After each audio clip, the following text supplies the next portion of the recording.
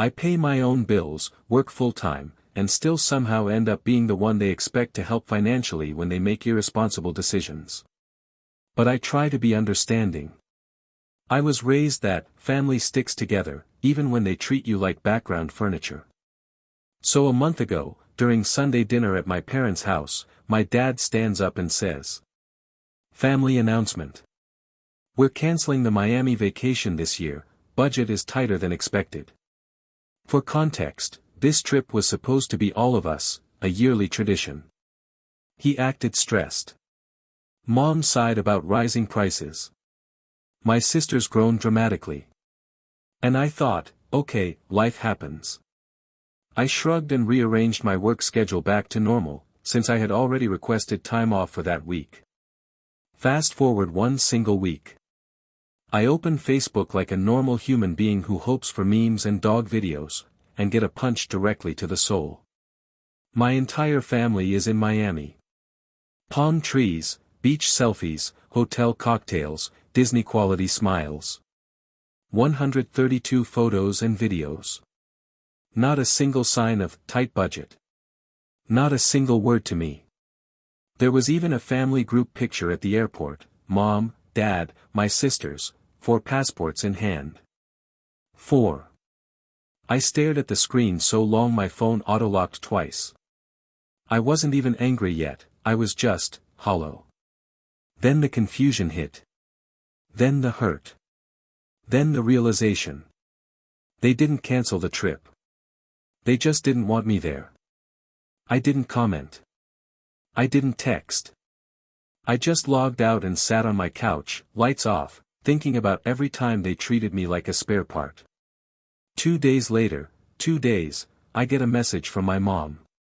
"Honey. We forgot to tell you earlier. Could you send $2,400 to Dad? We're a bit short for the hotel deposit. We'll pay you back in a week." Red heart. I actually laughed.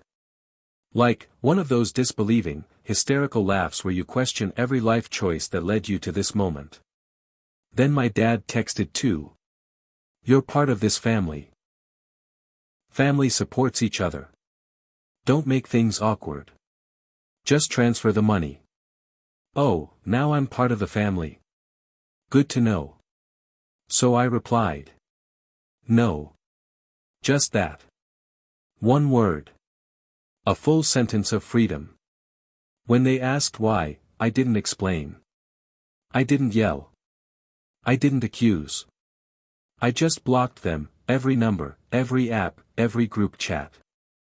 I even locked my bank account temporarily, because knowing my parents, they'd try something. And then I poured myself a beer and let myself cry for the first time in a long time. When they came back from vacation, I heard from my aunt, the family gossip hotline, that my parents were furious.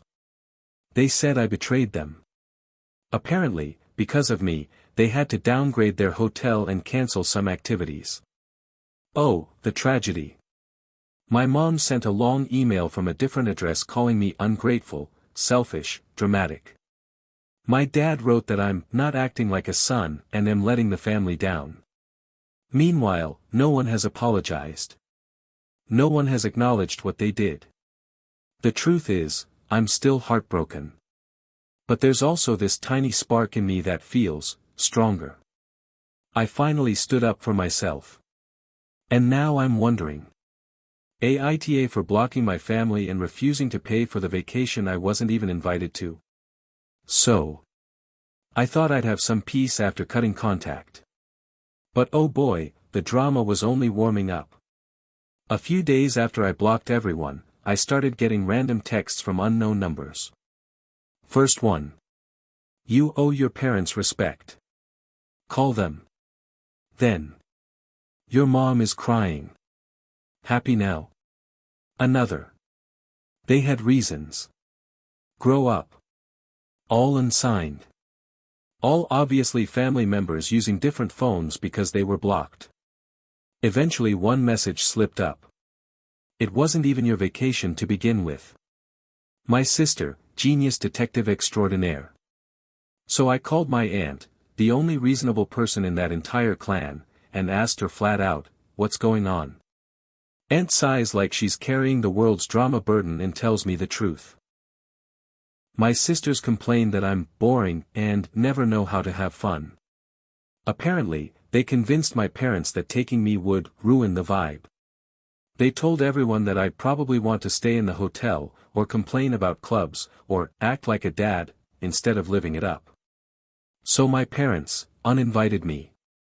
But instead of being honest, they faked the cancellation because they were afraid I'd make a scene. They secretly planned everything behind my back. And then, they expected me to pay for it. I felt this hot, buzzing anger I haven't felt in years. My aunt also told me one more thing. The real reason they needed that money wasn't just the hotel. My dad's credit card was declined at check-in. Guess who they were counting on to bail them out? Yeah. Their boring son. So now the whole family is back home, and guess who shows up at my apartment's door? Mom and Dad. I didn't open. Mom was crying loudly and dramatically on the hallway floor like she was auditioning for a soap opera. Dad tried the regretful, soft-spoken approach through the door. "We made a mistake. Let's talk. Family is important." Funny how family is important only when they need something. I stayed silent until they left. Later that night, I got another email, this time, a guilt bomb. "If you don't help us, we may not be able to make mortgage payments this month. Are you willing to see your parents homeless?" Ah yes, the classic emotional blackmail special. No apology. No accountability. Just manipulation. So I wrote back. "When you treat me like family, I'll consider helping like family." And then I blocked that new address too. I thought, this is it. I've won. But the final message that night wasn't from my mom or dad. It was from my younger sister, the one who apparently thinks I'm boring. "You weren't invited because mom and dad don't trust you anymore. They think you're not really their son. They said you came from a mistake." That one hit like a punch. I stared at the message so long my screen dimmed again. I didn't reply. I couldn't. I just sat there in the dark, wondering what part of me was so easy to cut out of their picture-perfect family. Couldn't shake that message. I tried convincing myself she was just being cruel, but the timing. The way mom and dad treat me. The fourth passport at the airport. Something was off. So I did something dramatic. I emailed my dad's friend, our old family doctor, and asked if I could get copies of my own medical records. He's retired and doesn't care about family politics. 3 days later, I'm staring at a PDF that flipped my entire world. My father is not listed as my biological parent. No note explaining why. Just blank under father. And I'm sitting there like, cool, so I'm basically the bonus DLC nobody ordered. I took a long walk, because if I stayed inside, I was going to punch a wall like some tragic movie character, and finally decided to confront my parents. I deserved answers. When I arrived at their house, my mom opened the door looking like she was about to win an Oscar for Best Guilt Performance. I didn't sit down. I didn't sugarcoat. I just held up my phone and said, "Explain this." Mom froze. Dad's face went white. Dad tried the whole "we were going to tell you someday" script. Mom cried into a tissue she didn't even need yet. Turns out, Mom had a short relationship before Dad. She got pregnant. Dad knew from the beginning, and decided he'd raise me as his own. Sounds noble, right? Except here's the fun part. My mom said I was a constant reminder of her mistake. And she said it like I was a broken appliance they regret buying. I felt my stomach drop. All those times I asked why I was treated differently. Why my sisters got everything and I had to fight for scraps. Why I was always the afterthought. There it was. The reason. Dad finally spoke. "We don't love you any less." said the man who literally left me behind on a family vacation. I asked the obvious question. If you don't love me less, why wasn't I invited? Silence. Real, painful, suffocating silence. Then Mom gave the most honest, and cruel, answer. It was supposed to be a real family trip. I didn't cry. I didn't yell. I didn't beg. I just nodded once. And I said, "Thank you for confirming everything." Then I walked out. Dad followed me to the driveway, saying things like, "We can fix this," and "Don't throw away 23 years. But the thing is, they threw me away first. I just finally accepted it. When I got home, I packed all the memories that actually felt like mine, photos with my aunt, birthday cards from friends, the small stuff that kept me alive during childhood, and I decided. I'm going no contact permanently. They wanted a real family without me. They got it. After that final confrontation, I blocked everyone again. This time, permanently. But toxicity doesn't go down without one last pathetic splash. A week later, I get home from work and there's a letter taped to my apartment door. My mom's handwriting, big, messy, dramatic. Inside was a whole essay. Family should forgive. You're being immature. Your sisters feel unsafe around you now. If you don't help us financially, we could lose the house. And of course, you're breaking your mother's heart. Not one sorry. Not one acknowledgement of what they did. Just a guilt checklist. I dropped the letter straight into the trash. Then came the plot twist. My aunt called. She sounded excited.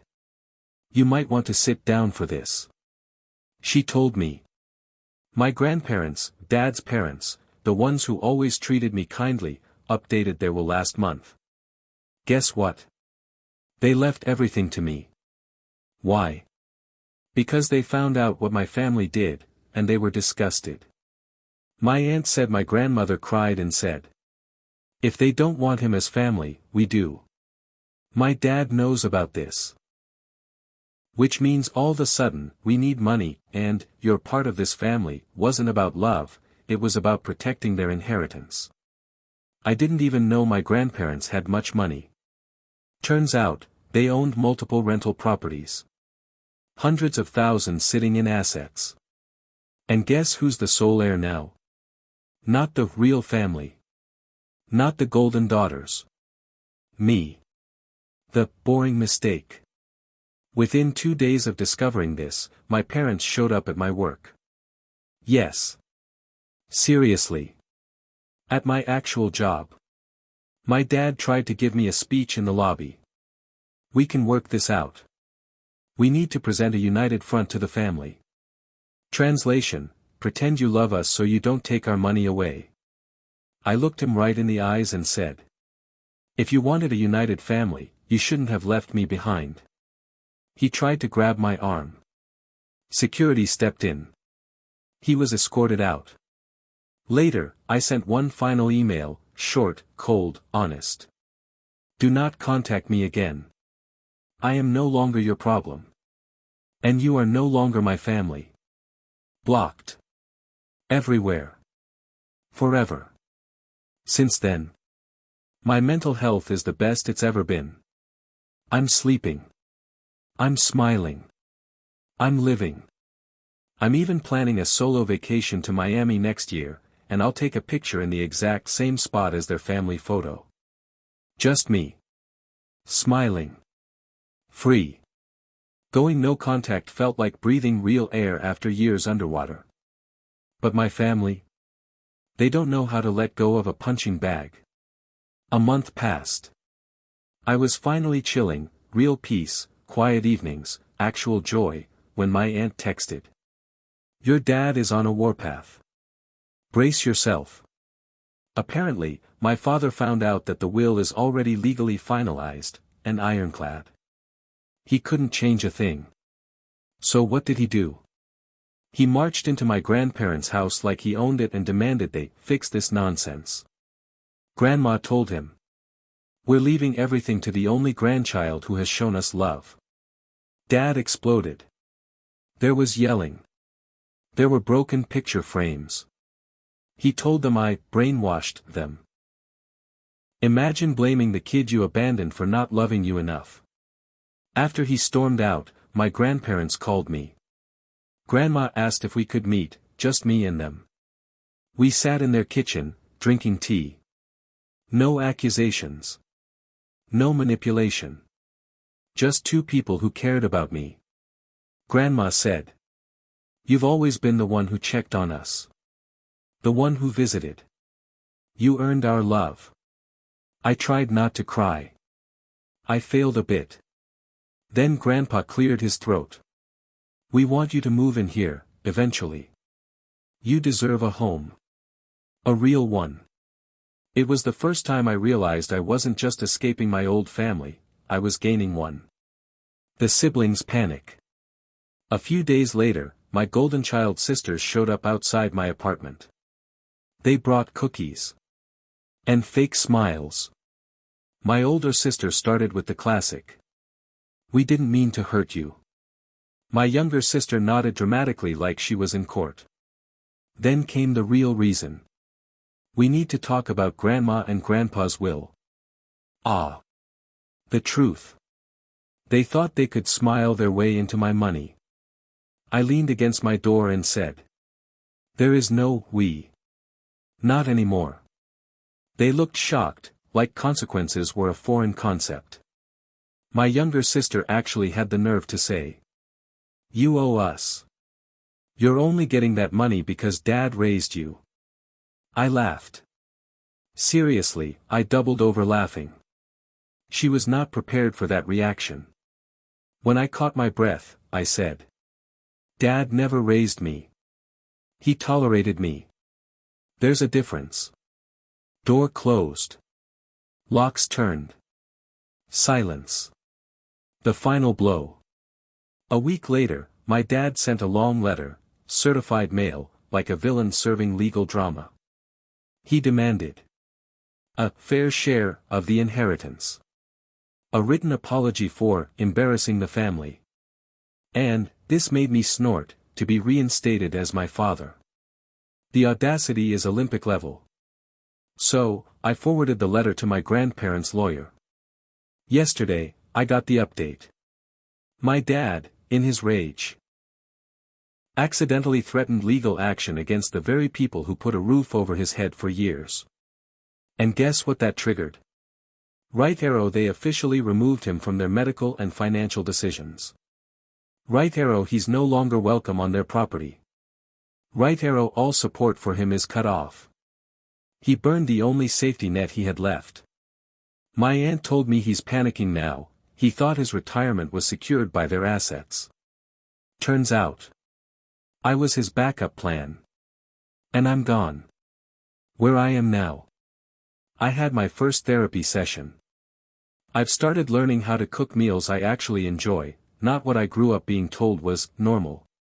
I take walks at night just because the air feels better without guilt in it. I'm planning that solo Miami trip, first class ticket already booked. I'm going to take a photo under the same palm trees, smiling in the sunlight of a life they couldn't dim. Maybe I'll caption it. "Thanks for canceling my vacation. Best thing that ever happened to me, palm tree." I don't know what the future holds. But whatever it is, it's mine. My grandparents say they're proud of me. And for the first time, I believe them. Epilogue.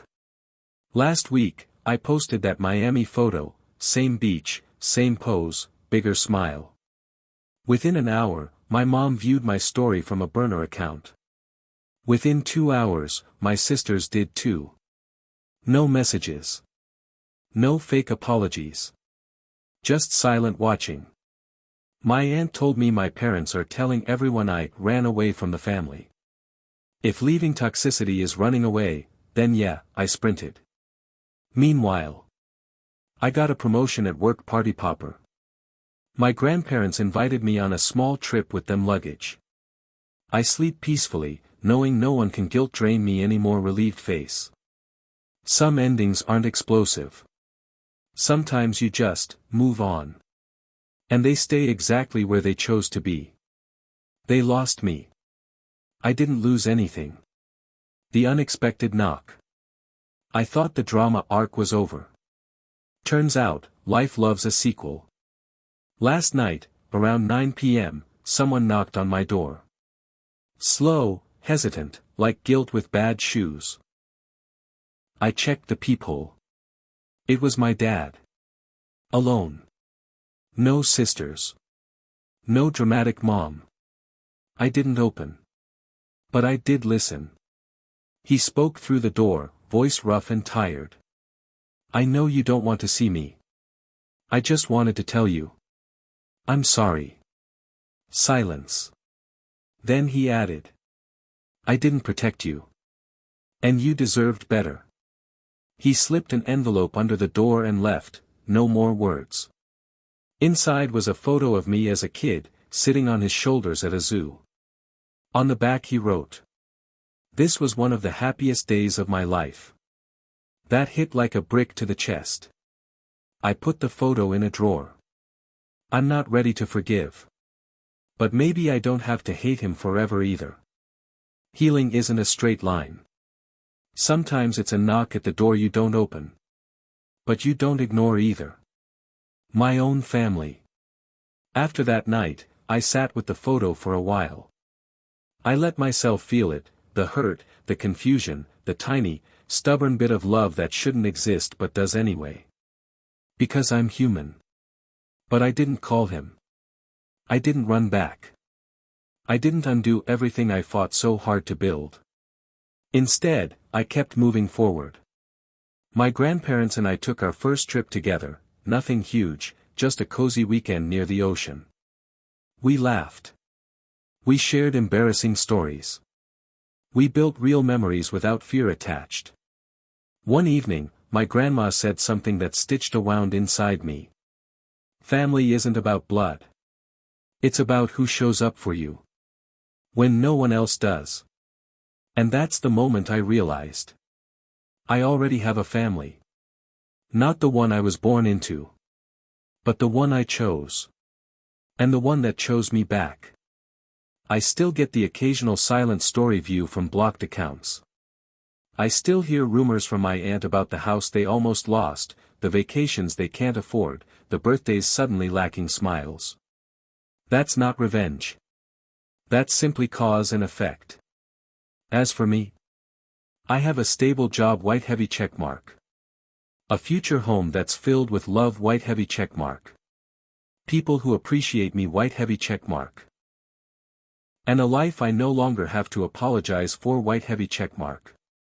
One day, maybe I'll forgive them fully. Not for their sake, for mine. But forgiveness doesn't mean returning to pain. So here's my final message to the world. Family isn't the people who share your last name. Family is the people who make sure you never feel alone. And for the first time ever, I'm not alone. The end. Sunrise.